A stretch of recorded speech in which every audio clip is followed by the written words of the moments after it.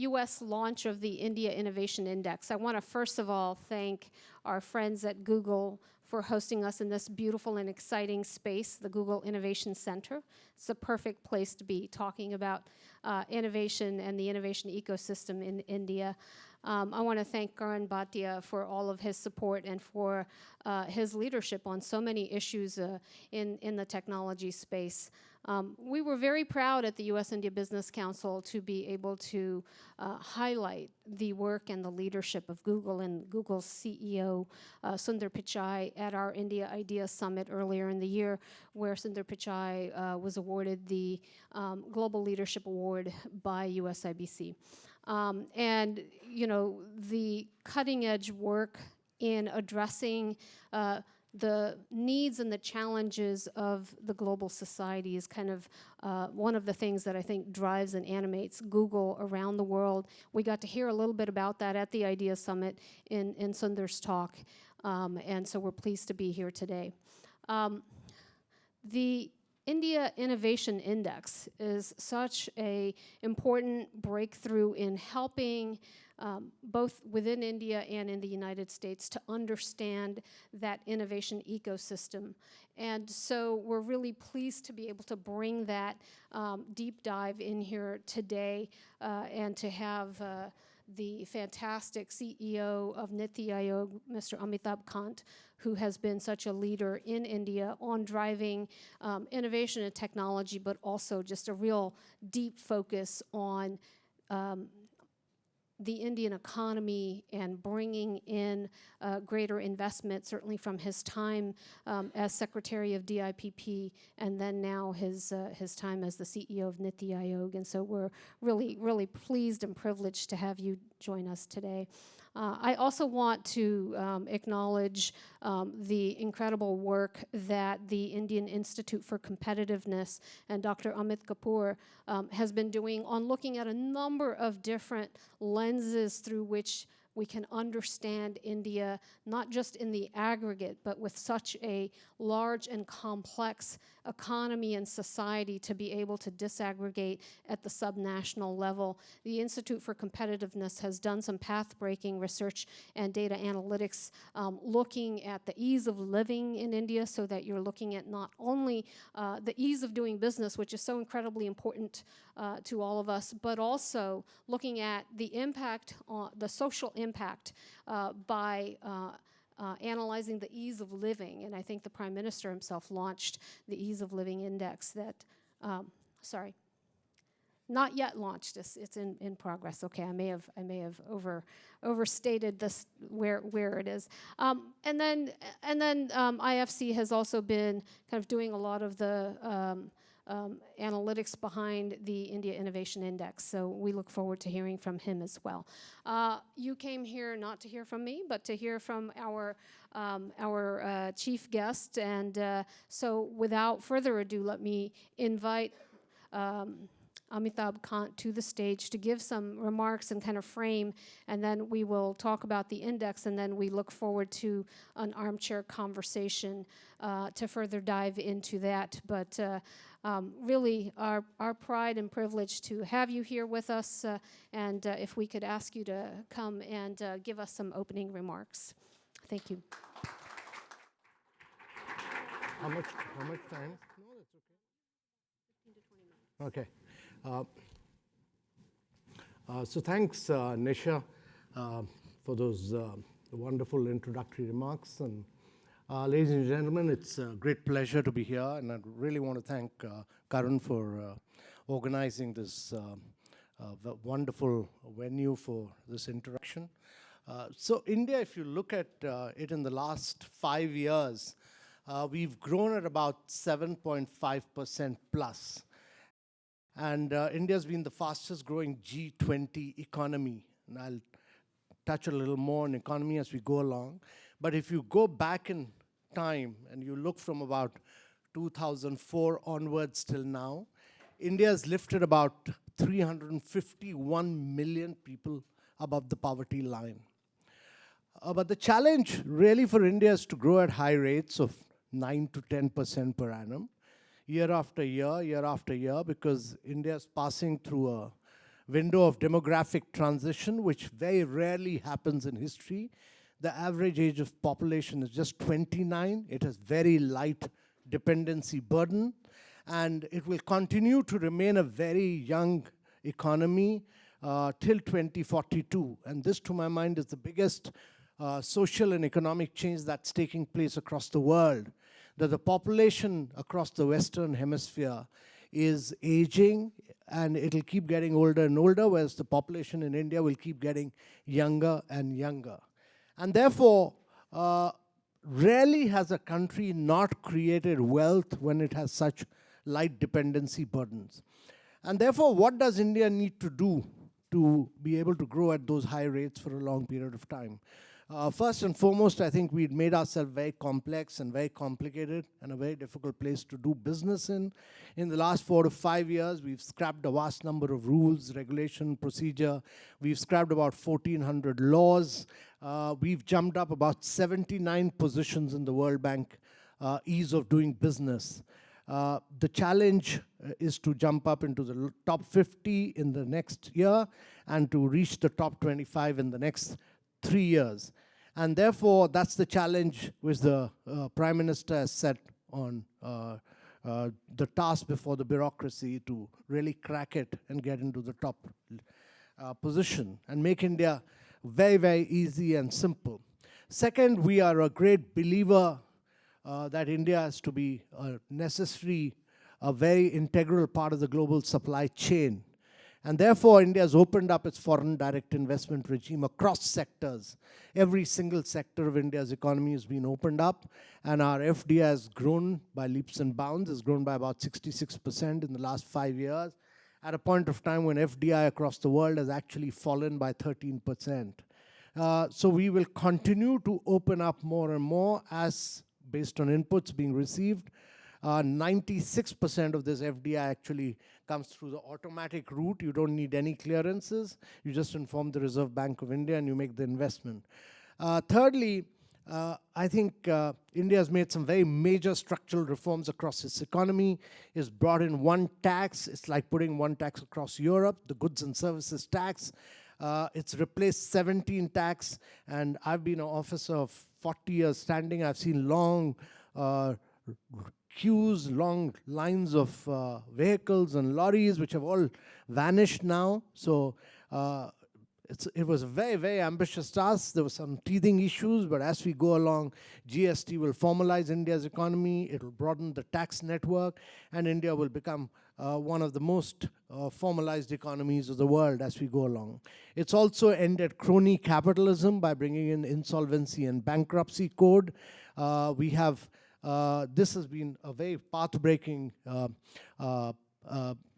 reform in India, the insolvency and bankruptcy code, which has got institutionalized, and we have the NCLT and the NCLAT operating now. The third key reform has been in the real estate sector, which is the Real Estate Regulatory Act, which has come in, which has brought in transparency and discipline in property, in construction, and real estate sector.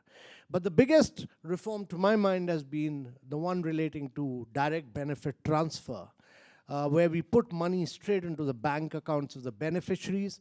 Over 650 schemes, we put money, all the government developmental schemes, and there used to be a lot of leakages in India earlier, go straight into the beneficiary account, which he takes out using his biometric.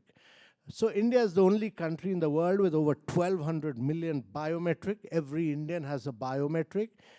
India is the only country which has about 1,200 million mobiles, and we are the only country in the world which has 1,200 million bank accounts. Every second bank account opened in the world between 2014 to 18 was in India. So 55% of the bank accounts during this period were opened in India. And therefore, it's been transformational in many, many ways. And what it has really led to is a huge process of digitization across India. So in India, about 98% of the people pay direct tax online. 95% of it gets settled within a period of 6 months digitally. We have the new goods and services tax, which is totally paperless, cashless, digital. And we have the new Ayushman Bharat scheme, which is a health insurance scheme covering 500 million Indians, which is more than the population of USA, Europe, and Mexico put together, providing health insurance, which is totally paperless, cashless, portable. And then you have the Unified Payment Interface. And Unified Payment Interface links up about 150 banks at the back. And many of us, I haven't used my debit card, credit card for over 2 years. I use my mobile for all my digital payments. All this is very seamlessly happening. So across payments, across tax, across government, every single transaction that I do in government through the public finance management system is also digital. So across all these different sectors, India's gone digital, and totally digital. And that's the biggest transformation that has taken place. And actually, what has happened on account of this is that India has become massively data rich. It has become hugely data rich even before it has become rich. And therefore, this data richness of India has led to over about close to 1,000 startups working on machine learning. They're working on artificial intelligence, and they're doing the kind of disruption which the world has never seen before. Many of them are doing path-breaking work. And what we've seen in the evolution of our startup movement, just to give you some example, we have this young girl called Aditi who runs a startup called Imbibe. And what she does in Imbibe is to track every single student in the state of Rajasthan on learning outcomes. How are you doing in maths? How are you doing in physics? Much like you track a Uber vehicle longitudinally and latitudinally, she tracks students and then provides additional dose of education to those who lag behind. And learning outcomes have seen a massive jump upwards on account of this. And then you have, if you look at the health sector, or let's look at education, a startup like Baiju. Baiju is become a $6 billion company in less than 4.5 years' time, with Mark Zuckerberg investing his personal money in it. And this has led to a huge transformation in the southern part of India as far as, again, education is concerned. Or look at health. I mean, SigTuple and Tricog, both are great examples of the fact that they use AI algorithms to take your blood, your urine, your semen samples, and your X-ray and your retina and tests and all that, take it to a pathology lab and give you the final results all within a period of just 3 minutes. Just 3 minutes. All AI algorithms. And Tricog does it by providing ECG machines across health centers with cloud-based systems, and it gives you the results in less than 5 minutes. So these are remarkable breakthroughs. So what we are seeing in India is, or let's look at agriculture, where Satshore and Valsar Labs, they are providing seed and fertilizer to farmer based on real-time basis, depending on the soil and the weather conditions. And this has made a massive difference in terms of productivity. So what we are seeing truly in India is that this huge innovative spirit of young India, which is disrupting India and the world in a manner which has never been seen before. Many of you, I mean, since Google is based in Silicon Valley, and Silicon Valley is the most innovative place in the world, and Google keeps doing innovation for driverless cars. But the challenge for India is not the driverless car, but to find solutions to the problems of India. And the problems of India are about learning outcomes, they are about health outcomes, they are about enhancing agriculture productivity, they are about making a difference to the lives of individuals. And therefore, if young Indian startups based on innovation are able to find solutions to the problems of India, they are finding a solution not for the 1.3 billion people of India, but for the 7.5 billion people of the world who will be moving from poverty to middle class in the next 2 decades. And that is really the big market of India. And therefore, I think there's a huge amount of disruption which these startups are bringing in. But if you go down to Bangalore and Hyderabad, you'll see over 1,400 multinational corporations who have relocated their engineering and R&D into these cities. And much of the innovation for the rest of the world is happening from Bangalore and Hyderabad. It's a story which has not yet been talked about, but GE's low-cost ECG machine, or John Deere's 60 HP tractor, or Honeywell's turbocharger, or Philips' low-cost sound recording machine. And I was in Bangalore just a fortnight back, and I went to the Shell Engineering and R&D facility where they're converting Indian waste into BS6 standard petrol and diesel of very advanced quality. All these innovations across the world have been carried out in Bangalore and Hyderabad. And this ecosystem of innovation at the price points, much like we've done in pharma, much like we've done for compact car, manufacturing is now happening across sectors. And that innovative spirit of India is now moving from Bangalore and Hyderabad into Pune and into Bangalore. We will see today this innovation index. And why we are doing this is because we started off with ease of doing business. We used to do very badly on ease of doing business. We've improved on the World Bank ease of doing business. But India is a very large country. It's bigger than 24 countries of Europe. And if Uttar Pradesh was a country, actually, it'll be the fifth biggest country in the world. It's one state of India. So it's very important that we make states perform. So when we started doing ease of doing business, we started doing an outcome-based monitoring of states, and we started ranking them. The first year we did this, Gujarat came #1. The second year we did this, Andhra beat Gujarat. The third year we did this, a new state like Telangana beat both Andhra and Gujarat. But the good thing was that the eastern part of India, Jharkhand and Chhattisgarh, they really jumped up and came 4th and 5th. They made massive, massive reforms. And my belief is that if the mineral-rich part of India, that is the eastern part of India, starts doing well on education, on health, on innovation, then India will make a big, big leap forward. So we started ranking states, but ranking is about making good governance as good politics and good administration. Ranking is about naming and shaming states. Ranking is about putting data in public domain, and that is what our attempt has been. Put out every bit of data in public domain. People must know whether their state is doing well or whether it's not doing well.